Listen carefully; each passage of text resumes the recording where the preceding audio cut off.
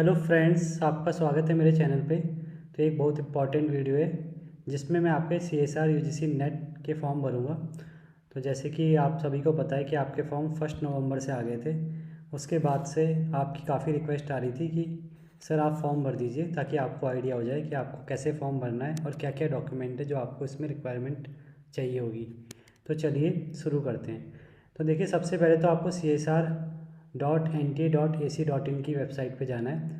वहाँ से आपको वेबसाइट का लिंक मिलेगा और उसे आप ओपन करेंगे तो वहाँ पे एक लिंक है, join CSR UGC net registration open, click here. तो आप इसमें क्लिक करें, तब आपको एक नया पेज मिलेगा जहाँ पे आपको खुद को रजिस्टर्ड करना है पहले, अगर आपने एक बार भी रजिस्टर नहीं किया है इस साल में या इस सेशन में।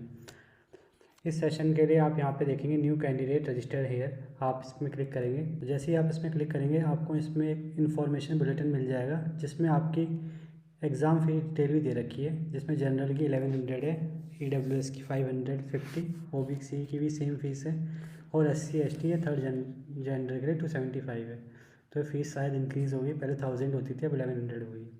PWD के लिए बस कोई फ़ीस नहीं है। और इसके बाद जैसे ही आप इस चेक बॉक्स में क्लिक करेंगे तो आपको ऑप्शन मिल जाएगा क्लिक हेयर टू प्रोसीड। जैसे ही आप प्रोसीड करेंगे तो आपको अपनी पर्सनल डिटेल भरने का ऑप्शन आ जाएगा।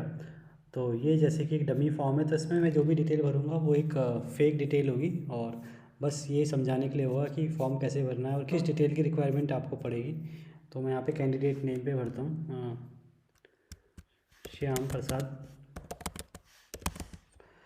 फादर नेम, यहाँ पे आप देखिए जैसे नेम पे आप क्लिक कर रहे हैं तो आ रहा है एज़ पर 10th सर्टिफिकेट, यानी आपको अपना नाम वही भरना है जो आपके 10th सर्टिफिकेट में होगा। मतलब आप ऐसा नहीं करें कि कोई भी चेंज कर दें खुद से, और या अगर आपने कोई कास्ट जोड़ रखी है तो उसे ना लिखें, या नहीं जोड़ रखी तो उसे लिख दें। मतलब ऐसा भी कुछ भी गड़बड़ ना करें जो आपके 10th सर्टिफिकेट से अलग हो।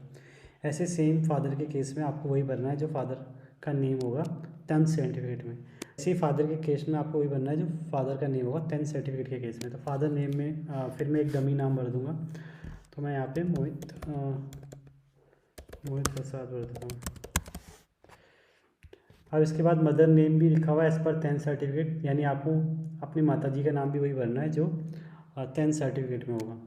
तो इसमें मैं भर रहा हूँ मोहिनी। डेट ऑफ बर्थ आप वही भरिएगा जो आपके 10th सर्टिफिकेट में है। तो यहाँ पे मैं चूज़ कर रहा हूँ 7 नवंबर, मैं चूज़ कर दिया 1999। आप अपने हिसाब से अपना ईयर चूज़ करिएगा। तो मैंने यहाँ पे चूज़ कर दिया 1999। ओके, नेक्स्ट आपको ईमेल एड्रेस भी आप वही भरिएगा जो आपकी पर्सनल ईमेल आईडी हो और जिसमें आप रेगुलर अपडेट्स चेक कर सकें। तो मैंने यहाँ पे ईमेल भर दी है, तो आप भी उसी हिसाब से ईमेल भरिएगा जिसमें आप रेगुलर अपडेट देख सकें और जिसमें कोई भी OTP या कोई भी इन्फॉर्मेशन आए तो आपको पता लग जाए। तो ईमेल आईडी 2 बार भरनी है, एक बार कंफर्म करनी है आपको। फिर जेंडर में आप चुन सकते हैं जिस भी जेंडर से आप बिलोंग करते हैं, मेल फीमेल या थर्ड जेंडर। तो मेल यहाँ पे मैं सिलेक्ट कर रहा हूँ। मोबाइल नंबर भी आप वही भरिएगा जो आपके पास है। तो फिलहाल के लिए मैं अपना मोबाइल नंबर डालूँ जिससे कि OTP आ सके और हम फॉर्म को आगे प्रोसीड कर सकें। पर अपने केस में आप वही नंबर भरिएगा जो आपके पास हो, आपका पर्सनल नंबर हो, ताकि कोई भी इन्फॉर्मेशन हो तो वो आपको डायरेक्टली मिल जाए। आइडेंटिटी टाइप में बहुत सारे ऑप्शन हैं, आपको उसका नंबर भरना है, चाहे वो बैंक पासबुक हो, ड्राइविंग लाइसेंस हो, पैन कार्ड हो, पासपोर्ट हो। तो यहाँ पे मैं अदर गवर्नमेंट आइडेंटिटी लिख रहा हूँ जिससे कि आधार कार्ड का नंबर ले सकूँ। तो 12 नंबर में कोई भी लिख रहा हूँ, आप वही लिखिएगा जो आपके आधार कार्ड में हो या जो भी आपके पास आइडेंटिटी टाइप हो, प्रूफ हो। ऐसी एड्रेस मैं डाल देता हूँ RK पुरम। आप वही एड्रेस डालिएगा जहाँ पे आप रहते हैं। RK पुरम मैंने डाल दिया। लोकेलिटी मैंने दिल्ली डाल दी। कंट्री आप इंडिया ही सिलेक्ट करेंगे और स्टेट आप वहीं डालेंगे जहाँ पे भी आप बिलोंग करते हैं। तो यहाँ पे मैंने दिल्ली डाल दी और डिस्ट्रिक्ट में डाल देता हूँ सेंट्रल दिल्ली और पिन कोड मैं डाल देता हूँ 00666। तो सेम एज़ परमानेंट एड्रेस में कर रहा हूँ, आप देख लीजिएगा अपने हिसाब से। अगर आप कहीं और रहते हो तो आप वो डाल दीजिएगा, पर ज़्यादातर केस में इससे कोई फ़र्क नहीं पड़ता, तो इसीलिए आप सेम एज़ परमानेंट एड्रेस ही करिएगा। पासवर्ड में आपको ध्यान रखना है कि आपको पासवर्ड 8 से 13 कैरेक्टर का बनाना है और lower case characters, upper case characters, numeric value और कुछ स्पेशल कैरेक्टर होना चाहिए। तो ये हिसाब से आप पासवर्ड बना लीजिएगा। तो मैं एक पासवर्ड सजेस्ट कर रहा हूँ आपको कि आप UGC GRF करके बना सकते हैं। और जो भी सन अपना डाल सकते हैं, बर्थडे सन, तो वो आप डाल सकते हैं। सिक्योरिटी क्वेश्चन में 2 ही क्वेश्चन है इस बार। What is your mother name, what is the name of your first school. तो फर्स्ट स्कूल सेलेक्ट करा हूँ मैंने, यहाँ पे DPH डाल दिया। अपने हिसाब से आप कुछ भी डाल लीजिएगा, कोई भी क्वेश्चन सेलेक्ट कर लीजिएगा। उसके बाद लास्ट में सिक्योरिटी पिन। तो सिक्योरिटी पिन हम डालते हैं, जो भी आपको दिखा रहा होगा स्क्रीन पे, आपको वही सिक्योरिटी पिन डालना है। उसके बाद में सबमिट करूँ। तो देखिए जब मैं सबमिट करता हूँ तो ये फॉर्म आपको दोबारा दिखता है जो भी आपने भरा है रजिस्टर करने के लिए। तो एक बार आप इसे चेक कर लीजिएगा और जो भी चेक बॉक्स आपको दे रखे हैं उनमें क्लिक करिएगा। तो आप इसे तसल्ली से चेक करिएगा, क्योंकि एक बार इसमें अगर आपने जो भर दिया रजिस्ट्रेशन के टाइम पे वो कभी चेंज नहीं होगा, चाहे कितनी भी करेक्शन आप कर लें बाद में। तो इसीलिए यहाँ पे साफ साफ लिखा हुआ भी है, kindly verify all the particular used below carefully and ensure you have filled correct information. No change will be permitted once the registration form is submitted at any later stages of examination. तो यानी आप इसको change बिल्कुल भी नहीं कर पाएंगे। तो इन चीज़ों का आप ध्यान रखिए कि आपको वही फॉर्म, मतलब वही नाम लिखना है जो आपके 10th क्लास की मार्कशीट में हो, और या वही एड्रेस लिखना है जो में आप रहते हो, या जो भी आपकी इन्फॉर्मेशन है बिल्कुल ठीक होनी चाहिए। तो इसमें मैं आई एग्री करके सबमिट एंड सेंड OTP पे क्लिक करता हूँ। तो जैसे ही मैं क्लिक करूँगा तो एक न्यू पेज खुल जाता है, जहाँ पे आपके ईमेल पे एक OTP आया होगा, वो आपको लिखना है। तो यहाँ पे लिखा हुआ भी है। तो हाँ, ईमेल OTP आप चेक करिएगा अपनी ईमेल पे। मैं चेक कर लेता हूँ अपनी ईमेल पे। जैसे ही आप अपनी ईमेल खोलेंगे आपको OTP मिल जाएगा। तो जो मेरे को OTP मिला है वो 2228 मिला है, तो मैंने उसे भर दिया है। बाकी आपके ईमेल पे जो OTP होगा आप उसे ही भरिएगा। और फिर हम बढ़ते हैं आगे, और आगे बढ़ने के बाद आप जैसे जो कैप्चा लिखा होगा उसको वेरीफाई करेंगे और नेक्स्ट स्टेप में आप आगे बढ़ जाएंगे।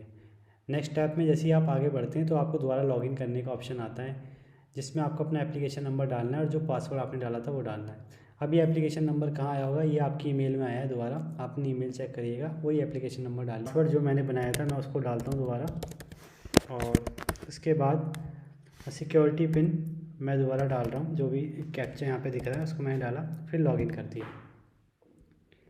तो जैसे ही आप लॉगिन करते हैं तो आप देखते हैं कि आपका रजिस्ट्रेशन कंप्लीट दिखा रहा है, बाकी एप्लीकेशन फॉर्म इनकम्प्लीट दिखा रहा है और फ़ी पेमेंट इनकम्प्लीट दिखा रहा है। तो इसके लिए आप क्या करेंगे, आप एप्लीकेशन पे क्लिक करेंगे, एप्लीकेशन वाली डिटेल पे, और फिर कंप्लीट डिटेल में सबसे पहले जाएंगे जो इनकम्प्लीट दिखा रहा है। तो click here to complete your application, इस पर क्लिक करेंगे। तो इसमें आपको दोबारा वही ऑप्शन दिखेगा, candidate name, date of birth, gender, father name, mother name जो आपने लिखा था, और नेशनलिटी आप इंडियन सेलेक्ट करेंगे, नेशनलिटी दिखेगी आपको। आइडेंटिटी टाइप दिखेगा, कैटेगरी अगर आप जिस भी कैटेगरी से उसमें क्लिक करेंगे। तो मैं यहाँ पे जनरल से भर रहा हूँ तो जनरल पे क्लिक करता हूँ। उसके बाद PWD कैंडिडेट आप है कि नहीं, तो मैं यहाँ पे नो कर रहा हूँ। और उसके बाद डायबिटिक आप है कि नहीं, मैं यहाँ पे नो कर रहा हूँ। और एनुअल इनकम अपने पेरेंट्स की आपको डालनी है, आप कुछ भी डाल सकते हैं, ये ज़्यादा मैटर नहीं करता। बाकी EWS से तो थोड़ा ध्यान रखिएगा, एनुअल इनकम कम डालना। तो मैं यहाँ पे 4 to 5 लाख के करीब डाल रहा हूँ पर एनम। उसके बाद कैप्चा जो आ रहा है उसको मैंने भरा और आई एग्री करके इस डिटेल को मैंने सेव एंड नेक्स्ट करके सेव कर लिया। अब जैसे ही हम सेव एंड नेक्स्ट करते हैं तो जैसे ही आप सेव एंड नेक्स्ट करते हैं आपका डिटेल भर चुका है। उसके बाद आपका प्रेजेंट एड्रेस आ जाता है, वही सेम एड्रेस जो आपने भरा था। तो इसको भी मैं चेंज नहीं कर रहा कुछ, तो इसीलिए इसको भी सेव एंड नेक्स्ट करूँगा कैप्चा भर के। तो मैंने सेव एंड नेक्स्ट कर दिया। तो यहाँ पे अल्टरनेट मोबाइल नंबर डालना है, तो मैं यहाँ पे कुछ भी मोबाइल नंबर डालूँ, आप अपने हिसाब से डाल लीजिएगा। जो भी आपके पास दूसरा मोबाइल नंबर हो या आपके पेरेंट्स के पास हो आप उसे डाल सकते हैं। उसके बाद क्या आपके पास आधार नंबर है, तो आप यस भी कर सकते हैं, नो भी कर सकते हैं। मैंने यहाँ पे यस किया है। तो आपको जो ऑप्शन आएंगे आप कोई सा भी चुन लीजिए, इनमें से कोई भी दिक्कत नहीं है। कई बच्चे पूछते हैं कि आधार शेयर करना है नहीं करना, या नहीं करेंगे तो कोई दिक्कत आएगी। ऐसी कोई दिक्कत नहीं आएगी, आप कोई सा भी ऑप्शन चुनें, कोई भी प्रॉब्लम किसी प्रकार की नहीं आएगी। तो मैं लिख दिया मैं अपना आधार नंबर साझा नहीं करना चाहता, यानी मैं आधार नंबर नहीं शेयर कर रहा। उसके बाद मैं कैप्चा डाल रहा हूँ दोबारा सेव करने के लिए इस चीज़ को। तो मैंने कैप्चा डाल दिया है और दोबारा सेव एंड नेक्स्ट कर दिया। तो ये आई एग्री आपको बार बार दबाना पड़ेगा, यानी जो इन्फॉर्मेशन आप भर रहे हैं उसे आप बिल्कुल करेक्ट भर रहे हैं अपने हिसाब से। उसके बाद आपको पेपर चुनना पड़ेगा। तो आप GRF देना चाहते हैं या लेक्चरशिप। तो देखिए अगर आप GRF देते हैं और आपकी उम्र GRF के अंदर आती है तो कई बच्चे कन्फ्यूज़न होती है कि उनको लेक्चरशिप मिलेगी। तो हाँ, आपको लेक्चरशिप मिलेगी अगर आप GRF क्वालिफाई हो जाते हैं तो। और या अगर आप लेक्चरशिप के और या जीआरएफ के बीच में भी नंबर लाते हैं तो भी आपको लेक्चरशिप मिलेगी। तो यानी जीआरएफ देने का फ़ायदा ये है कि आपको लेक्चरशिप यानी नेट क्वालिफाई मिलता है अगर आप जीआरएफ कट ऑफ में भी नहीं पहुंच पाते, नेट की कट ऑफ से ऊपर आते हैं तो। पर अगर आप सिर्फ लेक्चरशिप भरते हैं और आपकी कट ऑफ जीआरएफ से ऊपर हो तब भी आपको जीआरएफ नहीं मिलेगा, इसलिए ध्यान से भरिएगा। ज़्यादातर केस में अगर आपकी उम्र सही बैठ रही है जीआरएफ के केस में तो आप जीआरएफ ही भरिएगा। तो मैं यहाँ पे जीआरएफ भर रहा हूँ, क्योंकि जनरल से मैंने भरा 99 से एज ज़्यादा हुई नहीं, 24 हुई है। क्वेश्चन पेपर मीडियम मैंने इंग्लिश रख दिया यहाँ पे, आप अपने हिसाब से हिंदी कर लीजिएगा, दोनों में पेपर आता है तो कोई दिक्कत नहीं, चाहे आप हिंदी लिखें चाहे इंग्लिश। हाँ, सब्जेक्ट आपको ऑप्ट करना है, यहाँ पे मैंने केमिकल साइंस ऑप्ट किया है, आप अपना ऑप्ट करिएगा चाहे आप जिस भी सब्जेक्ट से हैं। सब्जेक्ट स्पेशलाइजेशन में भी आप कुछ भी भर सकते हैं, ऐसा कोई दिक्कत नहीं है। इनऑर्गेनिक, ऑर्गेनिक, एनालिटिकल, इससे कोई फ़र्क नहीं पड़ता, तो मैंने यहाँ पे फिजिकल कर दिया है। एग्ज़ाम सिटी सबसे पहले मैं दिल्ली डाल रहा हूँ, आप अपने हिसाब से डालिएगा जहाँ उस टाइम पे आप अवेलेबल हो, 26 से 28 दिसंबर के बीच में। तो उसके बाद इसमें एक और सब कैटेगरी आएगी दिल्ली के अंदर भी, मैंने न्यू दिल्ली डाल दिया है। सेकंड मैं डालता हूँ गोवा, तो आप डाल लीजिएगा अपने हिसाब से, फिर इसमें सब कैटेगरी आई 5 जी। थर्ड मैंने ऐसे ही डाल दिया डमी फॉर्म में कुछ भी, छत्तीसगढ़, इसमें जो कैटेगरी आई है बिलासपुर, वो मैंने डाल दिया। फोर्थ प्रेफरेंस मैंने दे दिया है आसाम को, और इसमें जो कैटेगरी आई है गया मैंने डाल दिया। फादर और गार्जियन ऑक्यूपेशन में आप कुछ भी डाल सकते हैं, ज़्यादा फ़र्क पड़ता नहीं, फिर भी आप मैंने यहाँ पे आपके लिए बिजनेसमैन डाल दिया है। और आप क्वालिफ़िकेशन भी कुछ भी डाल सकते हैं, इससे ज़्यादा फ़र्क नहीं पड़ता, तो मैंने नॉट एप्लीकेबल कर दिया। मदर का भी आप जो भी सर्विस करती हैं वो या हाउस वाइफ है वो डाल सकते हैं, या कुछ भी डाल सकते हैं, तो यहाँ पे मैंने अदर कर दिया है। और ऐसी डिग्री का भी मैंने नॉट एप्लीकेबल कर दिया है। अच्छा, ये बोल रखा है whether you have taken admission in regular MPhil और पीएचडी कोर्स, क्या आपने पीएचडी में एडमिशन ले रखा है? अगर हमने ले रखा है तो आप यस डाल सकते हैं, और किस ईयर में लिया था वो ईयर डाल सकते हैं, तो ऐसी कोई दिक्कत नहीं है। आप नो भी करेंगे तो भी कुछ प्रॉब्लम नहीं आएगी आपको बाद में, तो नो कर दीजिए इसको। तो फिर अगर आप नो करते हैं तो आपको आता है कि क्या पता आपने मास्टर डिग्री करी हुई है या आपका रिजल्ट अवेटेड है, तो आप यस करेंगे और या नो कर सकते हैं। नो करेंगे तो कोई प्रॉब्लम नहीं होगी, यस करेंगे तो भी कोई प्रॉब्लम नहीं होगी। उसके बाद आप कैप्चा भरते हैं और नेक्स्ट स्टेप में जाते हैं, सेव एंड नेक्स्ट, तो ये ध्यान से भरिएगा। तो मास्टर डिग्री आपकी कब कंप्लीट हुई है, अगर आप यस करते हैं तो आपको ये लिखना पड़ेगा, तो मैंने यस कर दिया आपका यहाँ पे whether you have complete yes. Next है आपका क्वालिफ़िकेशन डिटेल, तो आपको ग्रेजुएशन और पोस्ट ग्रेजुएशन की डिटेल डालनी है। तो मैं यहाँ पे पास डाल रहा हूँ कि ग्रेजुएशन हो गई है, ग्रेजुएशन मेरी हुई है 19 में, मैं ये डाल देता हूँ 19 ग्रेजुएशन। और कोर्स स्ट्रीम में आप बीएससी ऑनर्स हैं तो बीएससी ऑनर्स डालें, और बीएससी नहीं, अगर आपको सिर्फ बीएससी तो आप अदर करके बीएससी डाल दें, तो अदर करके मैंने बीएससी डाल दी है। क्वालिफाइंग एग्ज़ाम इंडिया के अंदर आपने कराया तो इंडिया के अंदर लिखेंगे आप, और जहाँ से आप पढ़ें उस जगह के स्टेट डालेंगे, जैसे दिल्ली यूनिवर्सिटी से पढ़ें तो दिल्ली डालेंगे। बोर्ड एग्ज़ाम में मतलब सॉरी कहाँ यूनिवर्सिटी का नाम या बोर्ड का नाम, तो मैंने यहाँ पे डाल दिया यूनिवर्सिटी ऑफ दिल्ली। फिर उसका एड्रेस डालेंगे, इंस्टीट्यूट का नाम डालेंगे, तो मैंने यहाँ पे केएमसी डाल दिया, किरोड़ीमल कॉलेज, और एड्रेस मैं कुछ भी नहीं डाल रहा, न्यू दिल्ली डाल देता हूँ, इससे फ़र्क वैसे ज़्यादा पड़ता नहीं।